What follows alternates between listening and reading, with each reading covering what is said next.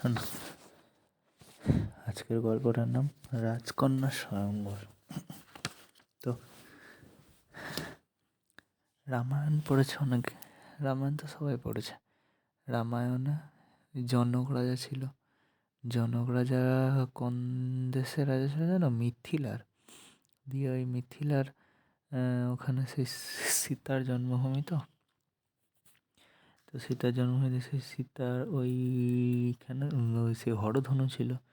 যে সেই হরধনু কেউ তুলতেই পারত না। যে রাজা প্রতিজ্ঞা করেছিল যে এই ধনুক তুলে তাতে গুণ পড়তে পারবে, সীতা তাকেই মালা দেবে গলায়। তো তারপর অযোধ্যার রাজা দশরথের পুত্র রাম এসে সীতাকে বিয়ে করেছিলেন। তো তারপর সেই হাজার হাজার বছর পর ওই মিথিলারই এক রাজা ছিল, যার নাম মহাসেন। আর তার এক রাজকন্যা ছিল। রাজকন্যার নাম হচ্ছে শিপ্রা দেবী। তো রাজরানী হচ্ছে সুমিত্রা দেবী। সুমিত্রা দেবী ওই শিপ্রা দেবীকে রাজার হাতে সঁপে দিয়ে প্রাণ ত্যাগ করেছিল। তো রাজা পরম যত্ন নিয়ে না মেয়েটাকে প্রতিপালন করেছিল, খুব যত্নে। তো রাজকন্যাও তখন সেই রকম পরম বিশাল রূপবতী, আশ্চর্য তার রূপ। রূপ দেখলে একদম চোখ যেন ঝলসে যায়, এরকম রূপ। বয়সের সাথে সাথে তার জৌলুস বেড়েই চলল। রাজবাড়ির সকলে বলল যে আবার যেন সীতা দেবী মাটি ফুঁড়ে এসেছে। কিন্তু শুধু রূপেই নয়, যেমন রূপে তেজ রাজকন্যা, তেমনি মনেও তেজ ছিল। সে কারোর তোষামোদে ভুলত না। সে একদম ছলচাতুরি করে রাজকন্যাকে ধুলো দিতে কেউ পারত না। যতই বিদ্বান লোক হোক না কেন, অন্যায় কিছুতেই বরদাস্ত করত না রাজকন্যা। তা ওই চক্ষু লজ্জা বলে কিছু ছিল না, যেটাকে ভুল সেটাকে ভুল বলতে পারত। এবার রাজার ইচ্ছে যে এই অপরূপ কন্যাকে তিনি তো যোগ্য পাত্রকেই দান করবেন। তো কিন্তু মন্ত্রীদের ইচ্ছা আর এক রকম। মন্ত্রীদের ইচ্ছা ছিল, তারা বলতো যে মিথিলা রাজ্যের রাজকন্যা বাইরে যাওয়া যাবে না। মিথিলা রাজ্যের রাজকন্যার পরে মিথিলা রাজ্যে যেন বর ঠিক করা হয়। কারণ মিথিলা রাজ্যের রাজকন্যার বিয়ে যদি বাইরের কোনো রাজকুমারের সাথে হয়, তাহলে কী হবে? তাহলে প্রবলেম কী হবে? তাহলে মিথিলার রাজ্যটা তো অন্য ওই রাজ্যের হাতে চলে যাবে, যে মিথিলার মান সম্মান নষ্ট হয়ে যাবে। কথাটা শুনে সে রাজকন্যার মুখে হাসি দেখা গেল। রাজকন্যা তখন সে হেসে বলল, আচ্ছা তাই নাকি? তাহলে আপনাদের যুক্তি কীরকম যুক্তি? কারণ এই মিথিলারই রাজকন্যা ছিলেন সীতা। তিনি তো রামের জন্য রামকে বিয়ে করেছিলেন। রাম তো অযোধ্যার রাজা ছিল। তাহলে কী করে? তাহলে কি এই মিথিলার সেই সময় মিথিলার সম্মান একটুখানি ঘটেছিল? তখন তো মন্ত্রীরা সবাই অবাক। মন্ত্রীরা সবাই তখন গম্ভীর হয়ে গেল। দিয়ে বললো যে মন্ত্রীরা বললো যে সীতা তো ধনু ভঙ্গ পণ করেছিল। তাহলে সীতা তো ধনু ভঙ্গ পণ করেছিল, সে পণ অনুযায়ী রাম সেই ধনু ভঙ্গ করতে পেরেছিল বলে।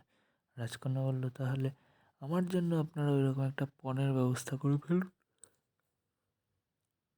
তখন ঘোষণা হয়ে গেল, চারিদিকে প্রচার হয়ে গেল যে আশ্চর্য রকমের কোনো ক্ষমতা দেখাতে পারলে, রাজকন্যাকে খুশি করতে পারলে, তবেই সেই রাজকন্যা তার গলায় মালা দেবে। এরকম লোক রাজসভায় বহু লোক রাজসভায় এলো, রাজকন্যাকে কেউ খুশি করতে পারলো না। এক ধনুর্বীর এলো, দিয়ে দুনিয়ার কোনো ধনুর্বীর তার মতো তো তীর ছুটতে পারে না। রাজকন্যা বলল, দেখান আপনার তীর ছোড়ার ক্ষমতা। রাজসভার কিনারায় কদম গাছ ছিল, কদম গাছটাকে তীরন্দাজ লক্ষ্য করে তীর ছুড়ল। তীর যেই ছুড়ল, গাছে ফোড়ো ফোড়ো হয়ে গেল। অমনি সবাই বাহবা দিয়ে উঠলো, বাহ বাহ বাহ, কী অদ্ভুত কী অদ্ভুত। রাজকন্যা হেসে বলল, ছাই, এটা তো অনেকেই পারে। একটা গাছকে তীর দিয়ে ফুটো করা এ তো বিশাল বীরত্বের কাজ নয়। এ তো অনেক সাঁওতালরাও তীর তীর দিয়ে গাছকে নিশানা করতে পারে। তাহলে তীরন্দাজ মুখ চুন করে সরে পড়ল।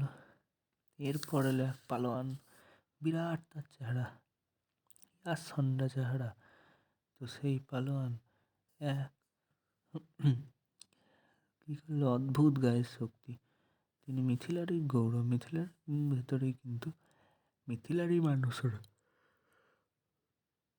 তো সেই পালোয়ান শিকল ছিঁড়ে ফেললো, ইস্পাতের ডান্ডা দু হাতে বেঁকিয়ে ফেলে, চোখের পলকে লোহার থাম ধসিয়ে দিল। হাজার হাজার লোক অবাক। মন্ত্রীরা সবাই বললো, বাহ, এই তো অদ্ভুত ক্ষমতা, যা আগে কখনো দেখা যায়নি। রাজকন্যা মুখ টিপে হেসে বলল, একটা হাতিকে আনলে সে, তারও তো এরকম ক্ষমতা, তাহলে আশ্চর্য আলাদা ক্ষমতা কী হলো? সকলেই বুঝলো যে পালোয়ানের ক্ষমতাতেও রাজকন্যার খুশি হয়নি। তারপর পালোয়ান অগত্যা মাথা চুলকাতে চুলকাতে সরে পড়ল। তারপর মন্ত্রীরা অদ্ভুত ক্ষমতা দেখাতে নিয়ে এলো এক মস্ত যোগ সিদ্ধ পুরুষ। মন্ত্রীরা তখন বলল, দেবতার মতো ইনি দিব্য শক্তি পেয়েছে। মাটি থেকে 10 হাত উঁচুতে তিনি উঠে হাওয়ায় ধ্যান করতে পারেন। সেই কথা শুনতে সবাই অবাক হয়ে গেল। মানুষ তারপর যখন শক্তি দেখালো, দেখলো হ্যাঁ সত্যিই তো, মাটি থেকে 10 হাত উঠে ওই যোগী ধ্যান করতে আরম্ভ করলো। মন্ত্রীরা তো সবাই অবাক। মন্ত্রীরা অবাক হয়ে দেখছে আর বললো, কি অদ্ভুত ক্ষমতা, কি অদ্ভুত ক্ষমতা। রাজকন্যা কিন্তু খুশি হলো না। রাজকন্যা আবার মৃদু হেসে জবাব দিল, এটার এমন কি, এতে পাখিও আকাশে উঠতে পারে অনেকক্ষণ, বেশ কয়েক ঘন্টা উঠতে পারে। তাহলে পাখির মতো তো আশ্চর্য ক্ষমতা বলে কি হলো? এটা তো এমন কিছু আশ্চর্য ক্ষমতা নয়। এইভাবে তার ওই মন্ত্রীদের দেখলো খুঁজে, রাজ্যের মধ্যে আর কাউকে এরকম পেল না। রাজ্যের মধ্যে কাউকে এরকম পেল না। বাইরে থেকে যারা এলো তাদের ক্ষমতা দেখে রাজকন্যা কিছুই খুশি হলো না। তখন মন্ত্রীরা হাঁপ ছেড়ে বাঁচল যে রাজ্যের বাইরে যারা যারা এসেছিল তাদের সঙ্গে যেন বিয়ে না হয়, তাতে ওই রাজকন্যা সারা জীবন আইবুড়োই থাক, তা সেটাও বরঞ্চ ভালো, কিন্তু রাজকন্যা যেন বাইরে না যায়। শেষমেশ একদিন 2 প্রতিযোগী রাজসভায় এলো। তাদের ক্ষমতা দেখিয়ে রাজকন্যাকে বিয়ে করবে করে। 2 প্রতিযোগী বয়সী প্রায় সমান। তাদের খুব দিব্য চেহারা, তারা তরুণ যুবক। একজনের মাথায় টুপি, কানে মুক্ত গাঁথা, গায়ে খুব দামি জামা, পরনে জমকালো কাপড়, গায়ে মুক্তোর মালা, হরিণের চামড়ার জুতো। সবাই ঢুকেই বলল, এই রাজকন্যা আমারই গৃহবধূ হবেন। আমি অদ্ভুত ক্ষমতা দেখিয়ে তাকে লাভ করব। তার ওই যুবকের সুন্দর চেহারা দেখে সবাই মনে মনে খুশি হয়েছিল, কিন্তু গলায় ওই ঔদ্ধত্য দেখে সবাই বিরক্ত হয়েছিল। রাজকন্যার কানে যেন তীরের মতো কথাগুলো বিঁধল। সে সোজা জ্বলন্ত দৃষ্টিতে চেয়ে বলল, কি তোমার পরিচয়?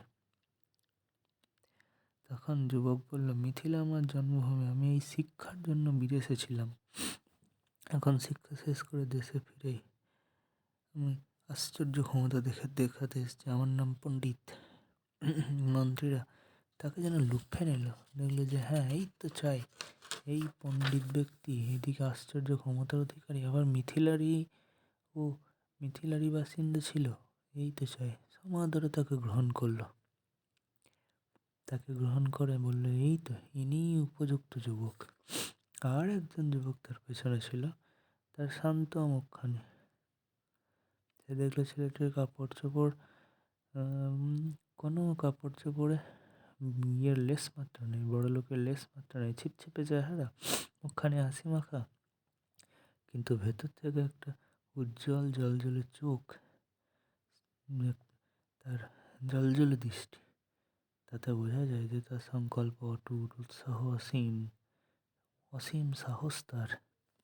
মাথায় কোঁকড়ানো চুল, টুপি, কোনো আবরণ নেই, সাদা কাপড় কোমরে বাঁধা, তার খাপে তলোয়ার লম্বা একখানা, হাতলটা চকচকে দেখা যাচ্ছে। তো তার দিকে অত কেউ ধ্যান দিল না। সবাই পণ্ডিতকে নিয়েই ব্যস্ত, যুবককে নিয়ে।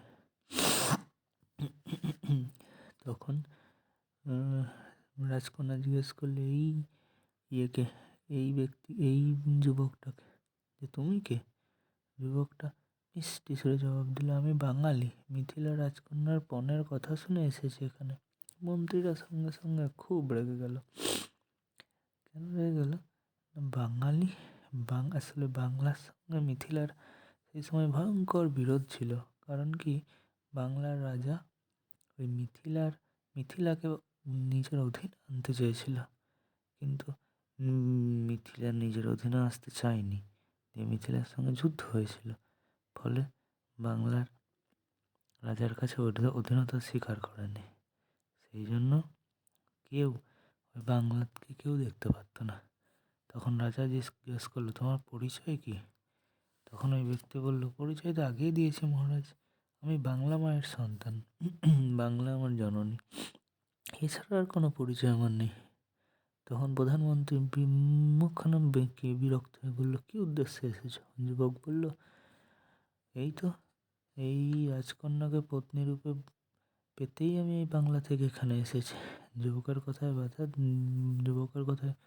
প্রধানমন্ত্রী বাধা দিল, বলল, বাংলার সঙ্গে তো মিথিলার বিরোধ চলছে। তখন যুবক বলল যে তাদের পণ্যে তো সেই কথা কিছু উল্লেখ ছিল না যে বিরোধ চলছে বলে আসা যাবে না। রাজকন্যা এবার যুবকের দিকে তাকিয়ে বলল যে, বাহ, একদম অবশ্যই, সেটা তো ঠিকই, আপনারা তো এরকম কোনো কথা বলেননি যে বিরোধ থাকলে আসা যাবে না, তো এসেছে তাকে সুযোগ তো দিতে হবে। তখন রাজা জিজ্ঞেস করলো ওই যুবককে, যে তুমি কোন আশ্চর্য ক্ষমতা দেখাতে এসেছো? তখন যুবক বলল যে ওই পণ্ডিতের যে ক্ষমতা, তার থেকে আমার ক্ষমতা বেশি, এইরকমই আমার আশা।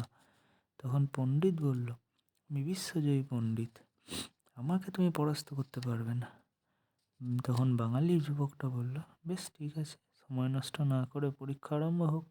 তখন পণ্ডিত সবার সামনে স্তব্ধ হয়ে ধ্যানে বসলো। তারপর বলল, আমি ভূত ভবিষ্যৎ বর্তমান সব বলতে পারি, যা বলবো সেটাই ভবিষ্যতে ভুলে যাবে। আর আমি আজকে এই গণনা করে বলছি, আজকেই এই দুর্যোগে বজ্রাঘাতে রাজা মারা পড়বেন। সঙ্গে সঙ্গে ভয়ঙ্কর নিস্তব্ধ হয়ে গেল চারিদিক, সমস্ত কিছু নিস্তব্ধ, সবার বুক ডিপ ডিপ করতে লাগলো। কিন্তু বাঙালি যুবক তখন দীর্ঘস্বরে বলল যে, আপনার পরাজয় সুনিশ্চিত, রাজা দীর্ঘজীবী হবেন, রাজার মৃত্যু হবে না, কখনোই হবে না। তখন ওই পণ্ডিত চিৎকার করে বলল, আমি যদি হারি তাহলে আমি তোমার কৃতদাস হবেই বলে রাখলাম। বাঙালি যুবককে বলে একটু মুচকে হাসলেন। মন্ত্রীরা বললেন, তাই তো, দেখা যাক তাহলে কে জয়ী হয়।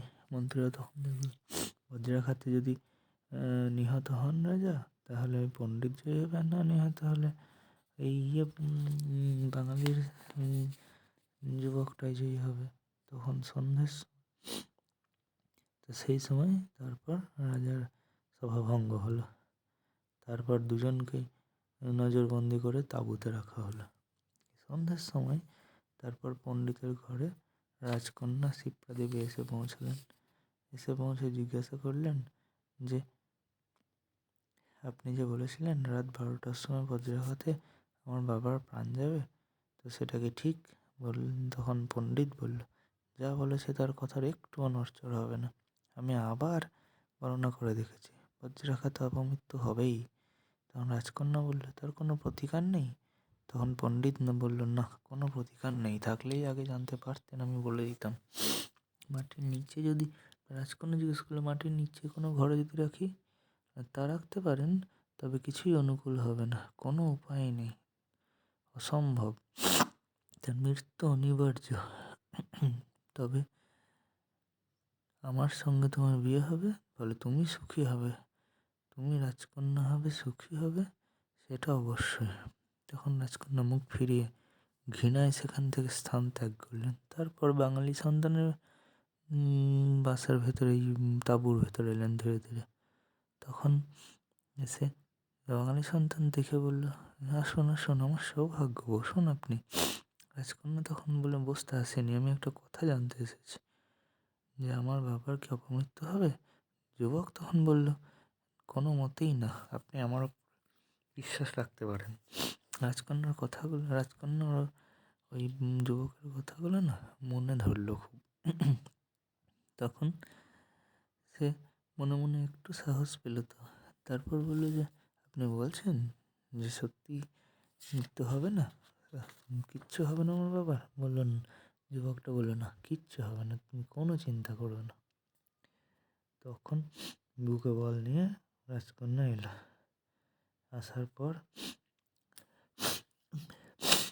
রাত্রি 12টার একটু আগে তখন সবাই রাজসভা এলেন দেখতে কি অবস্থা। রাজা তখন রাজসভা থেকে বেরিয়ে আঙিনায় তাঁবু খাটিয়ে ওই আঙিনার মধ্যে, ওই তাঁবুর মধ্যে রাজা বসলেন। আর দেখলো যে চারিদিকে থমথমে ভাব, আকাশে বিশাল মেঘে ঢাকা, চারিদিকে বিদ্যুৎ চমকাচ্ছে, বিশাল ঝড় এসছে। রাজা তখন ওই তাঁবুর ভেতরে ঢোকার মন্ত্রীরা জিজ্ঞেস করলো, কেন রাজা ওই তাঁবুর ভেতরে গেল কেন? তখন রাজা বললেন যে, আমার উপরে তো বাজ পড়বেই, ওই পণ্ডিত বলেছে, তো বাজ পড়লে যাতে আমি মারা যাই আর কারোর যেন কোনো ক্ষতি না হয়, তাই জন্য উঠোনে তাঁবুর ভেতরে আমি থাকবো। তখন বললো যে, সবাই বললো, বেশ ঠিক আছে, তাই হবে। বাঙালি যুবক তারপর কি করলো, 12টা হওয়ার একটু আগেই তখন তো ওই রাজার ইয়েতে গেল, জানো, রাজার ওই তাঁবুতে গেল। রাজার ওই তাঁবুতে গিয়ে বাঙালি যুবক কী করলো কেউ দেখতে পেল না, কিন্তু তাঁবুতে গিয়ে রাজার ওই বাঙালি যুবক একটা কালো রঙের বিড়াল কোলে করে তাঁবু থেকে বেরিয়ে এলেন।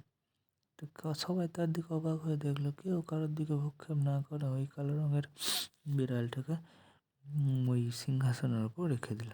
তারপর যেই না 12টা বাজলো, সবার কানে কান তালা লাগিয়ে একদম কর্কর শব্দে বাজ পড়ল। কত লোক যে মূর্ছা গেল তার নাই ঠিক, সবাই ভগবানের নাম চেঁচিয়ে উঠল। তারপর দেখলো, আর পণ্ডিত তখন চিৎকার করে কর্কশ গলায় বলে উঠলো, এই তো আমি বলেছিলাম, এই তো বলেছিলাম, দেখো রাজার বেঁচে নেই, রাজা মরে কাঠ হয়ে গেছে, আমি জিতেছি, আমি রাজকন্যাকে লাভ করেছে।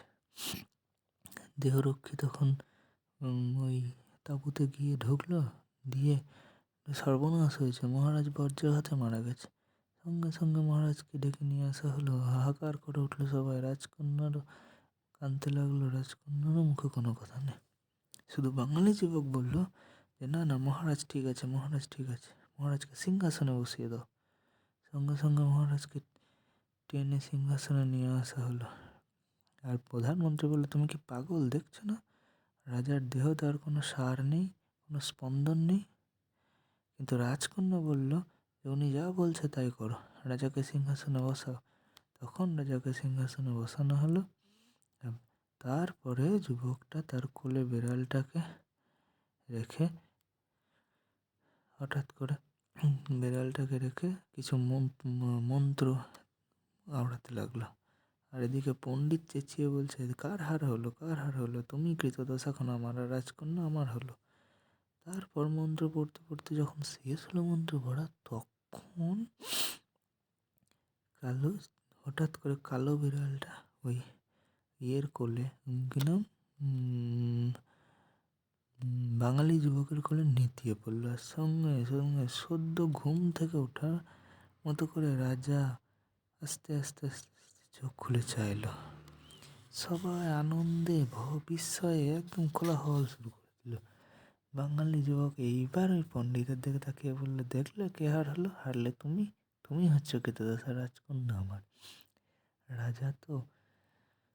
রাজার আত্মাকে আমি এই বিড়ালের মধ্যে নিয়ে এসেছিলাম, তারপর আবার রাজার আত্মাকে আমি বিড়াল থেকে রাজার দেহে আবার ঢুকিয়ে দিলাম। ফলে রাজার আর হয়নি।